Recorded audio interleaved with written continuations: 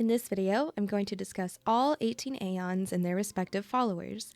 If you haven't watched my previous video explaining what Aeons and paths are, I suggest you do that first. In summary, Aeons are practically invincible gods that exist on a different plane of existence than humans.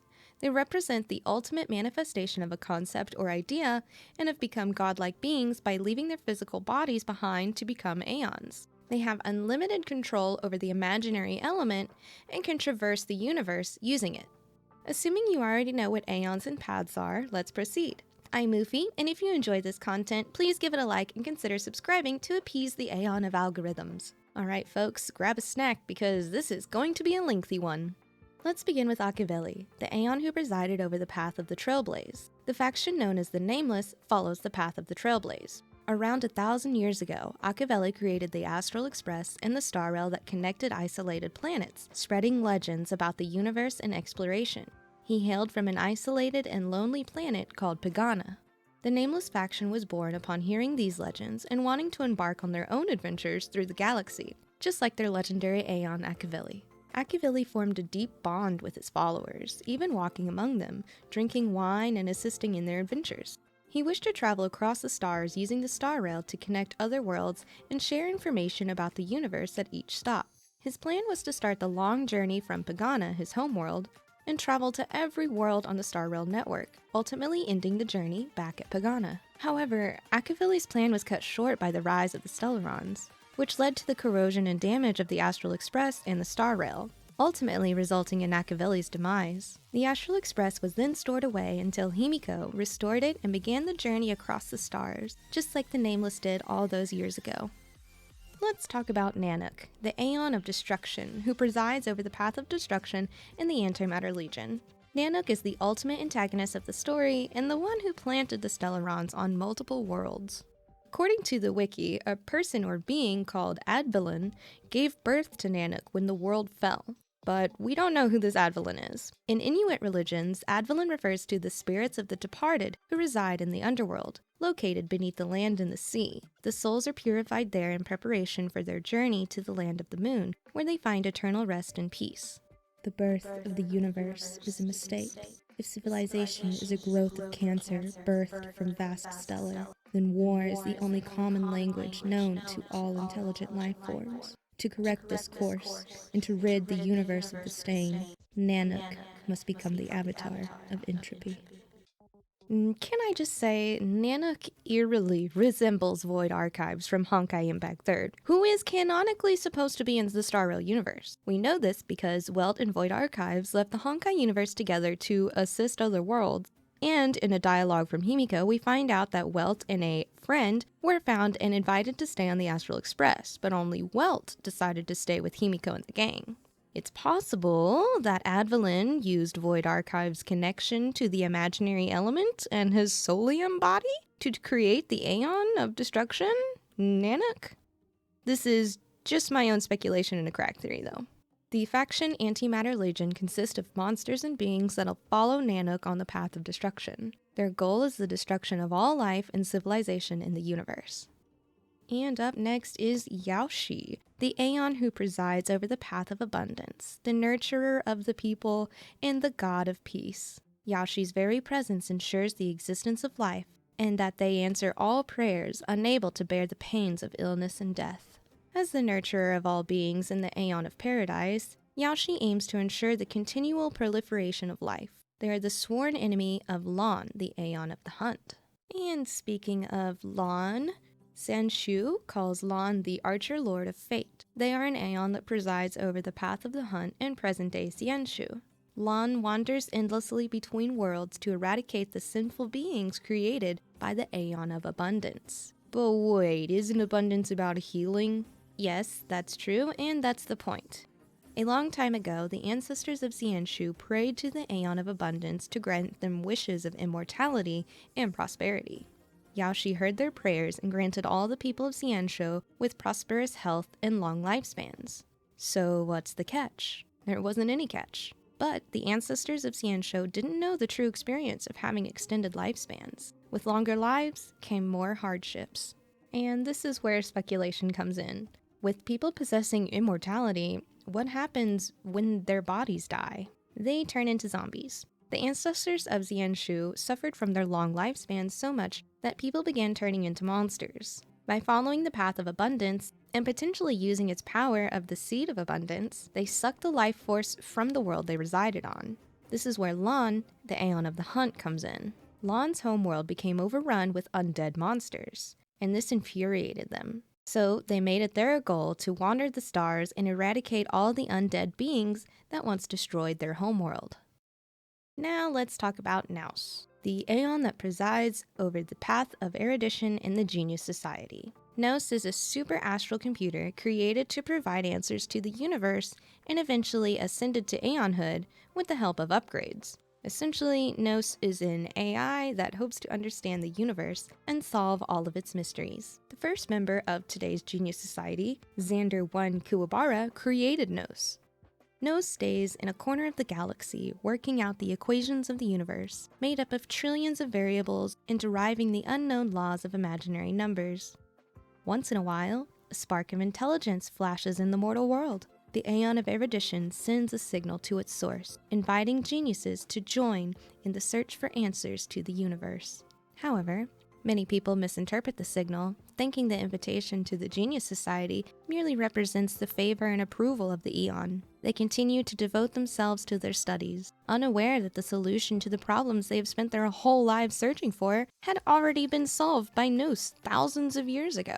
And there are also those who think they have already reached greatness and created a priceless asset of civilization with their diligence and wisdom, eager for a response from Nous. But the erudition has no time to appreciate the insignificant achievements of mere mortals. Only a few can ascertain Nous's intentions and seek guidance from the Aeon. These enlightened few then disappear from the world, leaving behind their world-shattering answers. From classical philosophy, Nous is sometimes equated to the concept of intellect or intelligence as the faculty of the human mind necessary for understanding what is true or real. The answer to the universe is beyond the limits of mortal wisdom. Only geniuses who can acknowledge this conclusion can break free from the shackles of worldly curiosity and become true members of the Genius Society. And up next is Xipe, the Aeon that hails from multiple divine worlds of music and presides over the path of harmony. Xipe is the amalgamation of entities that preach the joy of human harmony and unity. The faction that follows this path calls themselves the Family. They believe that to battle with the brutality of the laws of the universe, intelligent life forms must discard their cowardly selfishness and differences between individuals, forming a harmonious song to compensate for the weak and protect life with death. The residents of the worlds that have received Xipe's blessing sing endlessly about their Aeon's generosity and believe that the universe will eventually become a single harmonious entity. Xipe's goal for the whole universe is to become one peaceful entity, with no disagreements or worries about the future. Under the vision of harmony, civilizations in the universe will become part of the family. Not 1, not 2, not 3, not 4, not 5, not 6, not 7, not 8, but 9! The Aeon that presides over the path of Nihility and the Doctors of Chaos. Their existence is a mystery, and they don't bother interacting with other Aeons. They believe that the ultimate fate of the multiverse is nothingness, and therefore worthless. When a being has the thought, existence is nothingness, and quotes it as a maxim, they will miraculously step foot onto the path controlled by 9, and receive their meaningless glance from some distant void. This glare will usually bring about 2 outcomes. The first is the being becoming dejected and truly transforming into a being of nothingness, known as a self-annihilator. The second outcome is the being becoming captivated by the magnificence of the Aeon and becoming curious, therefore becoming a Doctor of Chaos. The Doctors of Chaos, great name by the way, are the followers of 9. And they uphold a creed of saving the world. They believe that if they can prove to 9 that existence is not nothing, they can free the large and lonely soul from the depths of the void. And moving right along to Klipoth, the Aeon that presides over the path of preservation. Klipoth, also known as the Amber Lord, is one of the oldest and most tenacious Aeons, having survived the Dusk Wars. After discovering an imminent threat, the Amber Lord forged a powerful seal of light years long, that would isolate and protect the living worlds. Klipoth was also the builder of the Celestial Comet Wall, the Sun-Space Crystalline Barrier, and the Great Attractor Base. In Kabbalistic cosmology, the Klipoth are metaphorical shells or peels surrounding holiness, much like a peel protects the fruit inside. This is a fitting analogy for the Aeon that protects. The Interastral Peace Corporation, as well as the architects, follow this Aeon. The IPC was created to support Klipoth, and since then, it has become the largest economic entity in the galaxy. Almost all business transactions in the galaxy are based on the credit system created by the IPC. The Interastral Peace Corporation originated as a support team to assist Klipoth in building his Celestial Comet Wall. The only way they could help was to provide construction materials. Almost 800 years ago, they began trading with other worlds for construction materials by offering other resources like fruit for a marked up price. They soon realized the true potential of capitalism and decided that to be the only trade business in the galaxy, they must set their own rules. 700 years ago, they created the widely used credit system currently used today. This boom in business allowed the IPC to further their sole pursuit of supporting Klipoth. For over 800 Amber eras of continuous support from the IPC, the Amber Lord has never paid any heed to their actions or resources. Before the appearance of Aeons, Leviathans ruled the galaxy and were the most powerful beings that existed. With the birth of Aeons, the Dusk Wars began, which left the Leviathans in defeat, except for Oroboros, who became an Aeon. Oroboros, also known as the Unsatisfied Devourer of Worlds, is an ancient Aeon that presides over the Path of Veracity. They are an Aeon as well as an ancient being known as a Leviathan. In the eyes of Oroboros, life is a flickering fragment floating in the sea of void, destined to return to the darkness along with the stars which birthed him. The darkness is within the depths of their own mouths. In real-world references, Oroboros is an ancient symbol depicting a snake or dragon eating its own tail, representing the cycle of life, death, and rebirth, or infinity. The word voracious is derived from another Latin word that means to eat greedily, or to devour. Ah, yes, a Leviathan Aeon with an insatiable appetite. Great. 9 down, and how many more to go? So far I've counted 18 Aeons. Well, if you're enjoying this video, please give it a like and consider subscribing to help me make more videos like this. It also really helps me out as a small creator. Up next is the Aeon Aha. Aha? Aha.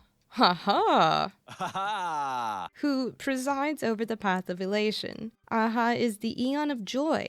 Joy is a right of sentient beings, and Aha inspires their believers to delight in the joys of life. The followers of this Aeon tell a parable of the birth of their beloved Aeon.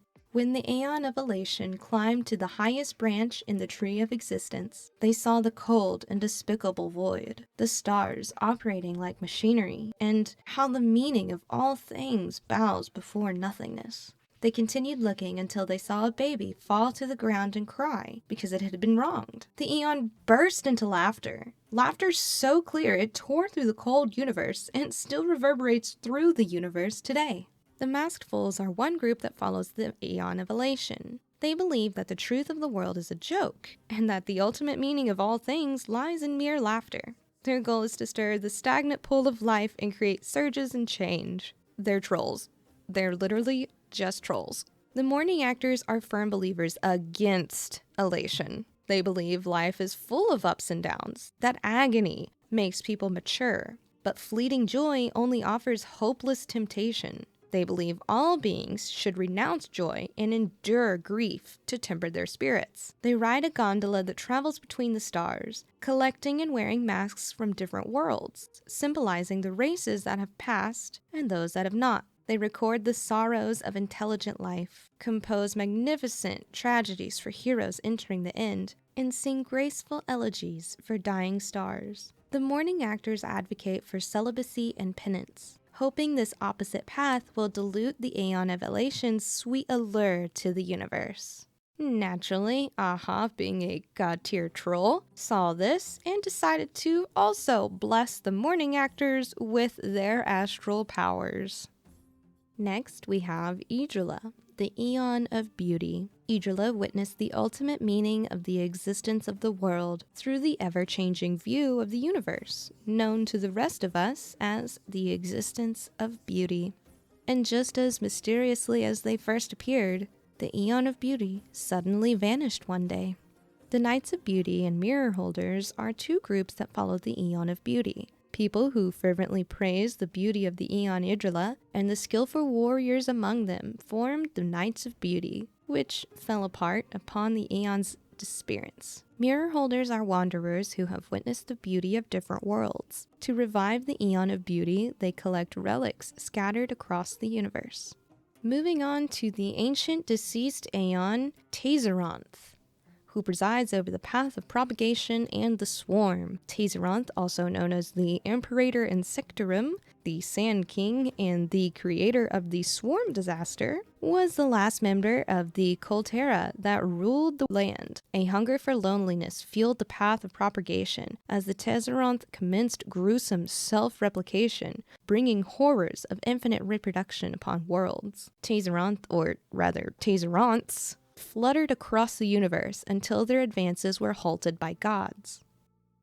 Next up is the Aeon Mythis, who presides over the path of the Enigmata, as well as the Riddlers and history vixenologists. Mythis' form remains unknown, but they believe that things in themselves are beyond perception, and that entities within finiteness are incapable of envisioning true infinity, so everything remains enigmatic. Mythis conjured the fog of thought in the rain of sensation to reveal to mortals the inexplicable truth through the four agents: morph, screen, riddle, and mirage. The history fictionologists are a group of emanators who were enlightened by Aeons. They plunge into the sea of stars alone, traveling planet to planet with the sole purpose of fabricating, obscuring, and destroying local history. They believe that the past determines the future, and when a civilization's history is definite, its future development is doomed as all possibility is eliminated, leaving only a sad and rigid path forward. Many worlds are beginning to realize the irreversible, intangible damage that these emanators of Enigmata have caused to the culture. Across the galaxy, history vixenologists have a reputation comparable to that of the Antimatter Legion. While the history vixenologists are devoted to the mystification of history, the Riddlers are obsessed with destroying the certainty of language. Words used to express meaning are gradually obscured in the mouths of the Riddlers. They deconstruct text, abuse metaphors, change word orders, tamper with semantics, and transform otherwise precise language into something beyond recognition. The Riddlers were once Palace Hall poets, painters, masters of disguise, or occult monks. While having reached great heights in their respective fields, after coming into contact with the Aeons, they turned into an incomprehensible group of people who spouted ridiculousness and wrote falsehoods. Why is it so hard to find a pure and precise language in the galaxy these days? That is another riddle left by the Riddlers. And now on to Terminus, the Aeon that moves backwards in time and presides over the path of finality. We don't know much about this one at all, but we do know that the apparition travels across the universe while murmuring a prophecy that is destined to be fulfilled. Omen vanguards are those who believe that Terminus represents the end of the universe, and they are dedicated to drawing prophecies from Terminus's obscure words. Creed Execu are worshippers of the Aeon Terminus and await their once-in-a-lifetime encounter.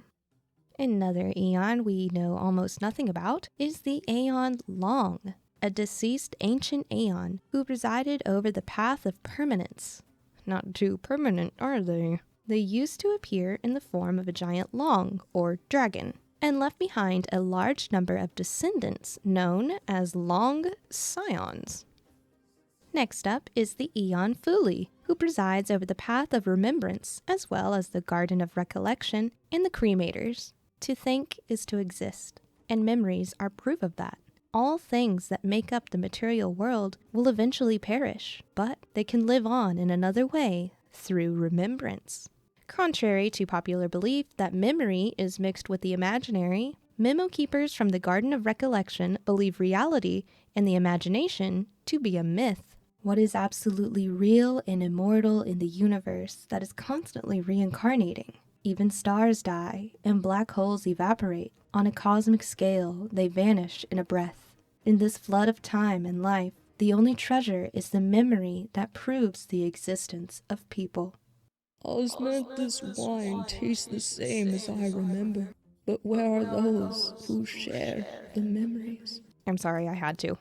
Memo Keepers from the Garden of Recollection are dedicated to preserving and sharing memories. Enlightened by their master Fuli, Memo Keepers shed their mortal flesh and live on in spirit. With this unique gift, they can freely traverse between worlds, unconstrained by physical limits. Memo Keepers often disguise themselves as native people to the worlds they visit. They trade, copy, steal, deceive, using every means necessary to collect precious memories. My personal crack theory is that the travelers from Genshin are actually Memo Keepers. And moving right along to the Aeon of Equilibrium.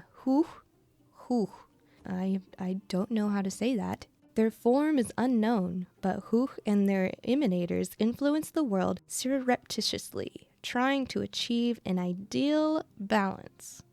At last, and ironically least, we have Ina, the Aeon of Order. We know nothing about this Aeon or its followers, called the Beyond the Sky Choir. And that was all 18 Aeons and their factions. Oh wait, I almost forgot one. The Aeon of Subscription! Do your best to appease the Aeon by subscribing to my channel and clicking the bell for notification for new videos. I really hope you enjoyed this breakdown, and for more content like this, please give a like and consider subscribing to help a small creator beat the algorithm. Once again, I am Uvi, and thank you so much for watching.